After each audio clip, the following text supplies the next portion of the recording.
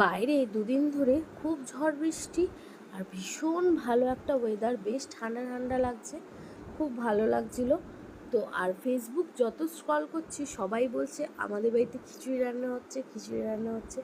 তো আমি ভাবলাম আমারও তো খিচুড়িটা খেতে ইচ্ছা করছে, মনটা খিচুড়ি খিচুড়ি করছে। তো ভাবলাম চলো আমরাও আজকে রাত্রেবেলা ঝড় বৃষ্টি বাইরে হচ্ছে আর একটু ঘরে খিচুড়ি রান্না করি। তো যাই হোক, এই যে ঘরে যা জিনিসপত্র আছে সেই দিয়ে খিচুড়ি রান্না করতে তো সেরকম কোনো কিছু লাগে না। তো এই মুগ ডাল আর আমাদের মুসুরির ডাল দুটোকে মিক্স করে আর গোবিন্দভোগ চাল দিয়ে খিচুড়ি রান্না করেছিলাম। ভীষণ ভালো হয়েছিল, ঘরে যা যা ছিল সেগুলো দিয়েই করেছি, কারণ বাইরে ওয়েদার ঝড় বৃষ্টি, সেই জন্য যাওয়ার কোনো ইচ্ছাই নেই। তো দেখো এই যে ঘরে ছিল বিভিন্ন সবজি, সেটাও দিয়ে দিয়েছি। আর এই যে ছিল পাঁপড়, আর খিচুড়ির সাথে পাঁপড় ভাজাই ছোট ছোট মশলা পাঁপড়, ভীষণ ভালো।